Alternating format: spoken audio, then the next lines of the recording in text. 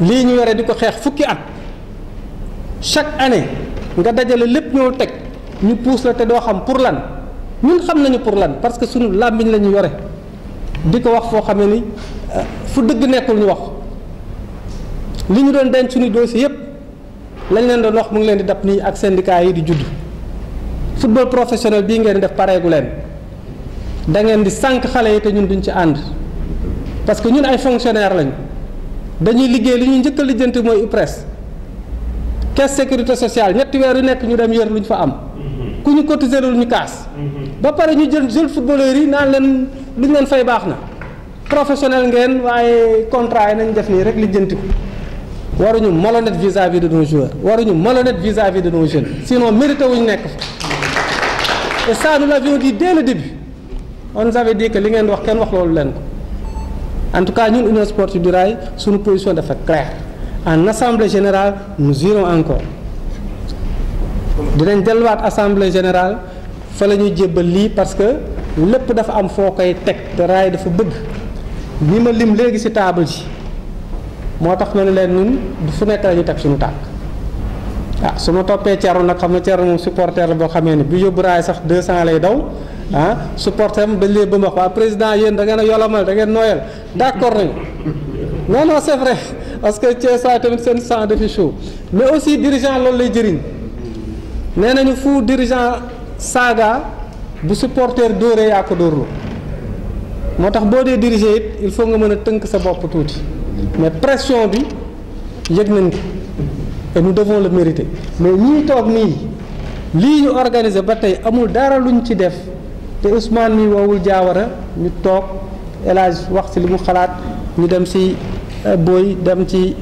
collectif bi ñu wax ñu recouper ñëw teg. ba ci kayit gii ñu bind virgule bindu ma ko ci yokk ma ko ci wàññiwu ma ko ci parce que ñi ko defar seen wàll la seen métier ñun nag li ñu mën mooy jël kàddu raay muy kàddu Thiès ñu boole ko ñun ñëpp fu ñu dem pour droit wu jeune Thiessois ñu war ko défendre dinañ ko yóbbu défendre si li ñuy terminer waatee mooy li ñu commencé woon mooy gërëm toutes les équipes de Thiès parce que tamit si biir gars yi seen pexe. parce que ay pexe daf ci am mais pexe yooyu marché wul à Thiès marché na nag feneen parce que bu ñu jëlee ni Albury Albury affaire bi arrangé na la de waaw parce que ñun ñëpp dem nañ toog ba jonkal ñu ne waaw ñun championnat bi njatt nañu défavorable nañu parce que aussi c'est la vérité dañu xool mbir yi analyser ko Albury ëpp ma dara foofu mu nekk mais bu ñu xoolee ni ñun suñu championnat biñ ko arrêté. fekkoon nañu position bu xaw a jafe maintenir nañu mais alhamdulilah on va se repréparer waaye nit ñi lan la ñu soxla woon du ñu Albury li ko arrangé kat arrangé wul raay kon du ñu ànd mais nax nañ seen bopp parce que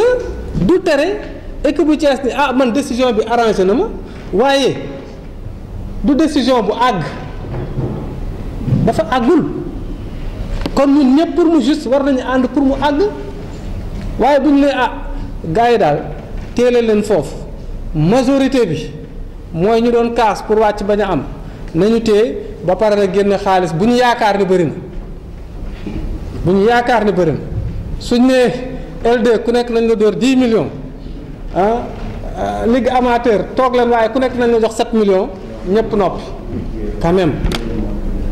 pour qui nous prend-on moo tax raay ñu ne loolu 7 millions ak leneen nañ jël li ñu ëppal solo nañu jox suñu droit xale yi yéeg ñu dem jouer ji parce que football bi lañ yaakaar école bu dee année blanche la gis ngeen fi pandémie bi toll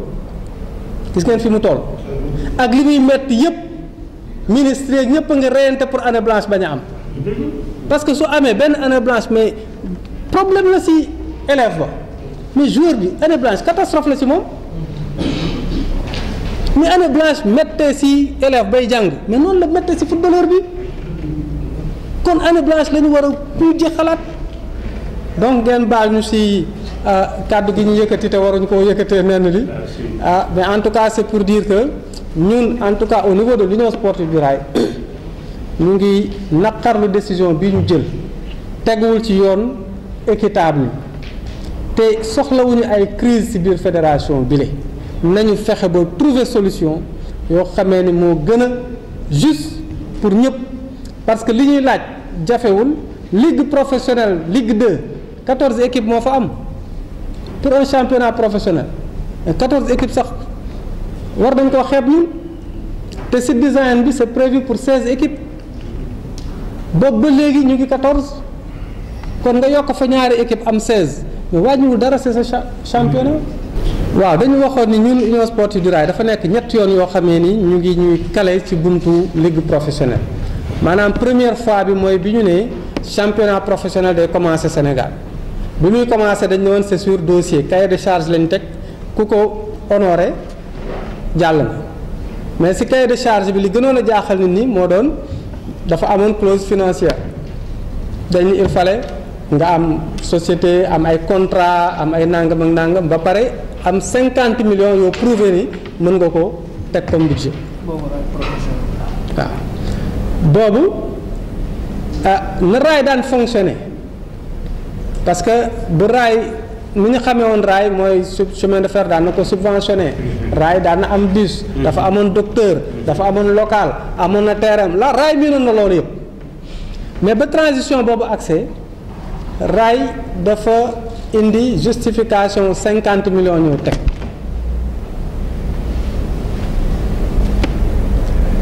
yeneen cahier de charge yi ñu waxoon yëpp mu remplir ko ñoo teg dossier béton mais li amoon jamono boobu mooy que équipe yu bëri mënuñu woon matal 50 millions benn équipe bu Dakar tegul woon 50 millions fédération yu mu justifié raay ak compagnie sucrière rek ñoom ñoo ko mataloo loolu moo taxoon ñu ne comme noonu la il faut que ñu revoir le montant à la baisse pour que yeneen équipe yi mën a dugg waaye loolu indi woon na coow parce que ñun raay wax nañ ci coow nañ ci dugg ci fond bi li ñu xalaat ci football professionnel jamono boobu que état bi parewul woon engagé wu ci ñu ngi dem ci aventure boo xam ne dara leerul tuddoon nañ sax ay centre de formation yu mag ci Sénégal ñun raay ni centre yi waruñoo bokk te xëy na jamono boobu nag kenn nemul woon tudd ñooñu parce que li ñu waxoon mooy pour nga nekk équipe bu L1 il faut nga jóge championnat première division pour mën a compétir dem Ligue 1 pour nga mën a nekk équipe bu L2 il faut nga jóge championnat deuxième division pour mën a compétir D2 waaw centre de formation fan la nekkee D1 ak D2 centre de formation yi division régionale sax daawuñu fa jouer am nañu xaalis tabax nañu ay centre am nañu ay joueurs ñëw ni fédération dañuy bokk ñu dugal lépp génn ay raay yi nekkoon première division depuis kañ yooyu la raay dénoncé ça nous a coûté nag trop cher parce que dañ nekk ci kuréel yoo xamee ne parfois am na ñoo xamee ne kenn du leen laal si vous avez compris loolu moo tax ñu ne am na ñoo xamee ne dugg nañ fa teg cahier de charge bi dugalu leen deuxième fois bi année boobu dañu ñëw bi ñuy mooy transition bi amoon fédération équipe bële dem beneen équipe ñëw mais bi ñu ñëwee comité élargi ñëpp toog ñuy seet ñan di annoncé ñan la ñu retenir ak ñu retenirul man maa représenté woon raay mais on a clairement dit président dossier raay dafa réer le dossier du rail est égaré on ne l'a pas retrouvé c'est pourquoi on ne l'a pas traité revenez l'année prochaine. Vous tombez des nues xam naa ni jaaxal na ñëpp mais li may wax te la laa koy wax te ñoom aussi ku si mën a démentir na ñoo ngi démentir parce que li may wax ni ñëpp ils étaient présents loolu moo tax bi loolu amee coow lu bëri lii fekkuñ si parce que boobu ñun xam nañu néewal nañ ñu doole koo dem di ko wax sax pour mu jàpp si dañ naan mais boo wanee ginnaaw ñu ne mais président est-ce que lii lañ ko wax. Année suivante le Rail a fait un championnat sans faute. xale ils ont pas perdu un match à Thiès nekk premier ci championnat moom laay wax fii léegi mooy deuxième bi ñu nekkee premier ci seen poule ñetti poule la woon benn poule bi Mbargéej moo fa jël premier beneen bi Kaffrine beneen bi Rail. Voilà excusez-moi y avait six poules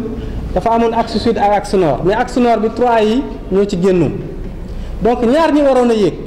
kenn ki ci ñett yi la waroon génn keneen ki génn ci ñett yële mais boobu lan la ñu wax.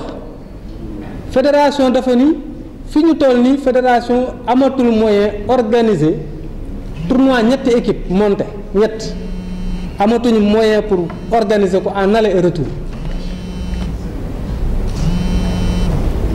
dañu xalaatoon dajale leen fenn comme phase nationale ñu joué ko wala ñu def ko aller retour mais amatuñu moyen boobu léegi li ñuy def mooy aller simple kon Sénégal mës na am tournoi monté en ligue professionnelle équipe bu joué championnat gagné ñëpp ba jël paie sa morom gagné ñëpp ba jël paie keneen gagné ba jël paie ñett ñooñu champion yi tase ngeen war a def tournoi pour kenn yéegsi si ñett ak ni mu mettee ñu ne aller simple lay doon. aller simple lan moo ko gën a arbitraire yow dinaa dem fekk ji la mais yow duma la recevoir mais le Rail l'a joué consultez les archives championnat boobu noonu la demee 2009 Badara Ndiaye ni Rail moo dem Kaffrine ba ñuy dem Kaffrine keroog ñu leen di tooñ parce que Kaffrine keroog Thiès bis moo ñu gagné équipe bi doon joué ji Kaffrine ñu nag moom a jiitle ndax joueur yëpp Thiès la ñu jóge ak entraîneur ba sax Thiès lañu dëkk ñu dem rayante défendre couleur Kaffrine dóor ñu fa 1-0 ànd teg nit ñi bisi pour Kaffrine yéeg waaye joueur yi ñu yóbbu woon dafa amaaloon joueur qualifié woon Rail yu ñu yóbbu El Hadj defar dossier bi daaneel leen ni leen nag réserve bi bu jàllul ma porte plainte fédération moo tax réserve boobu jàll si la Rail nekk premier. mais tey bu ñu déggee fédération ni du ñu jox équipe yi titre champion parce que aller simple la ñu joué wu ñu retour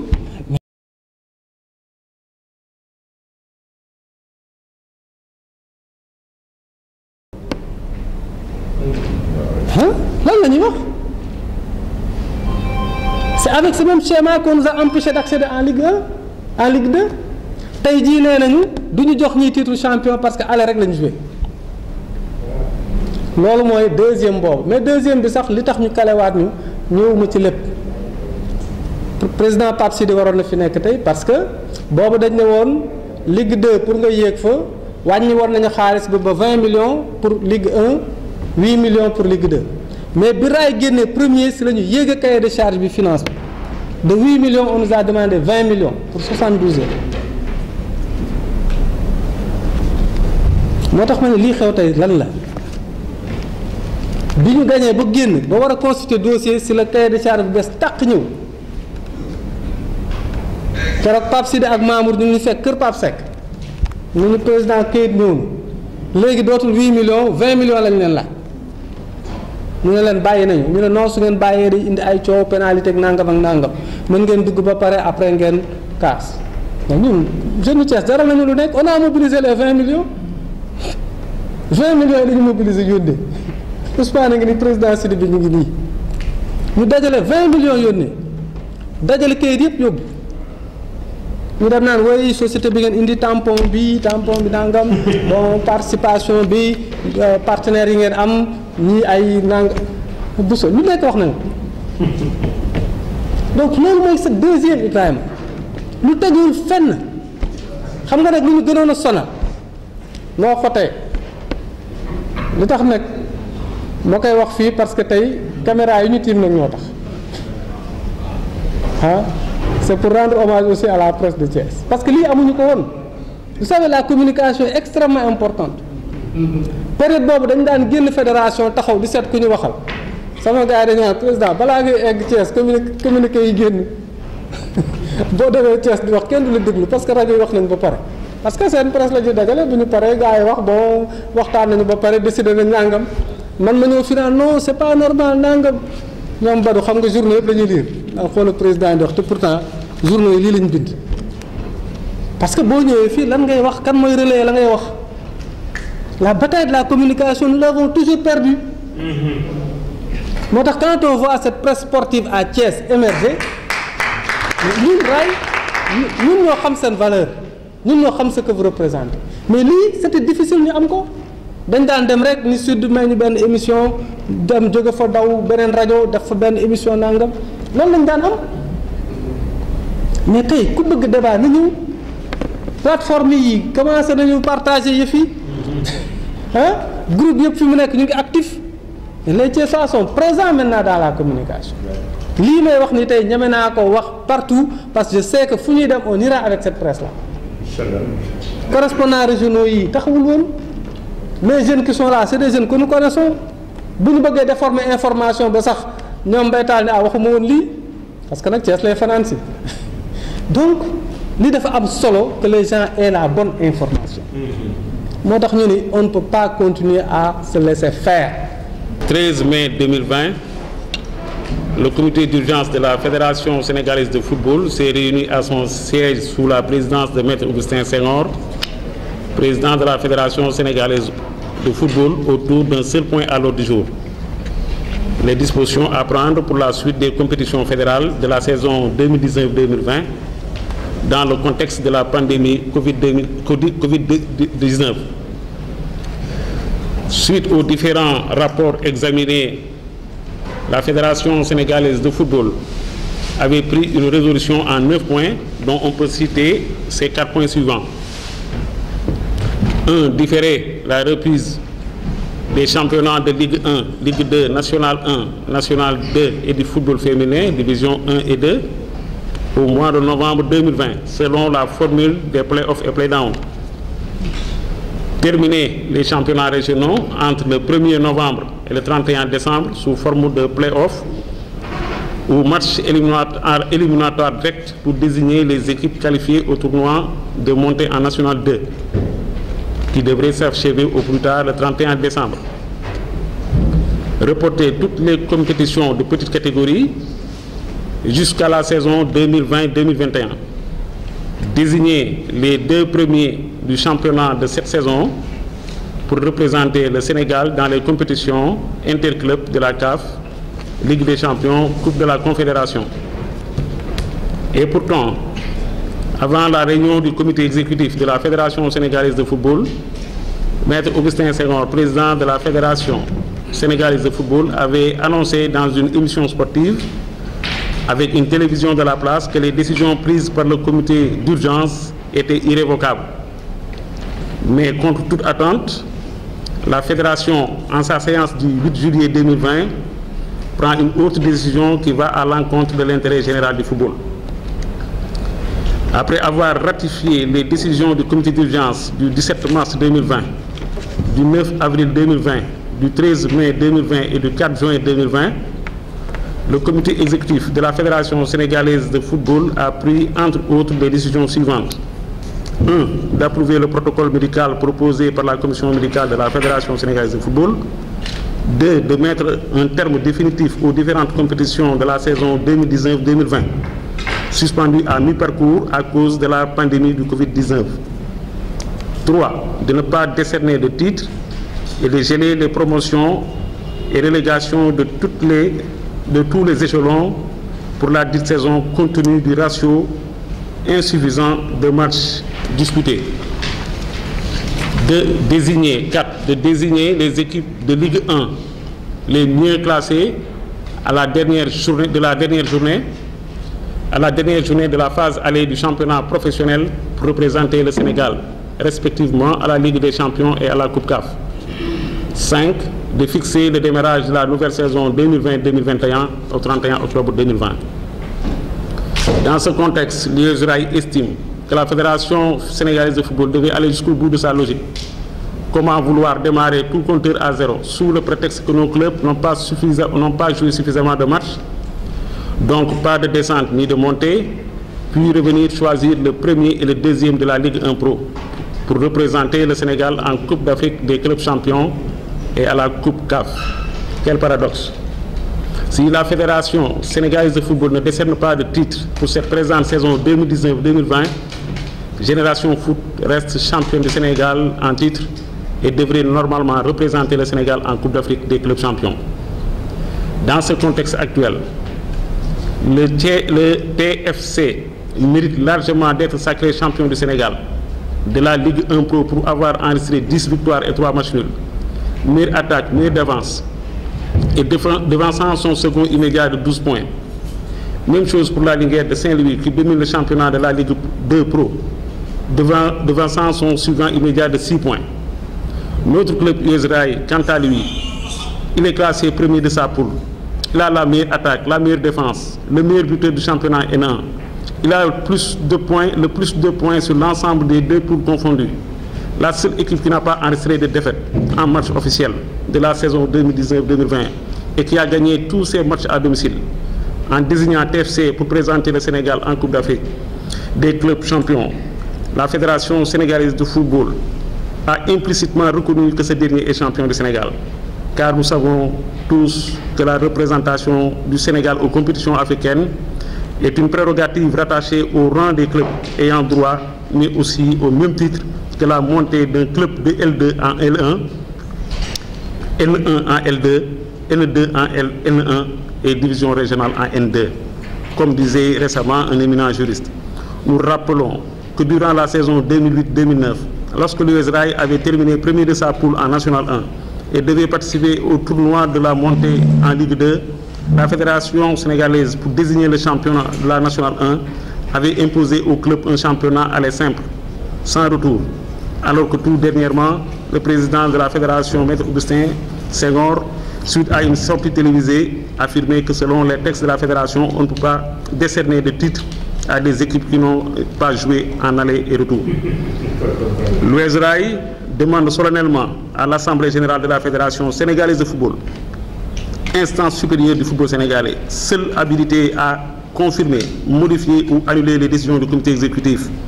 de décerner les titres de champion saison 2019-2020, de supprimer les relégations à tous les échelons saison 2019-2020, d'autoriser la montée à tous les échelons et augmenter le championnat pro à 16 équipes en Ligue 1 et Ligue 2. Vive les Rails, vive le football.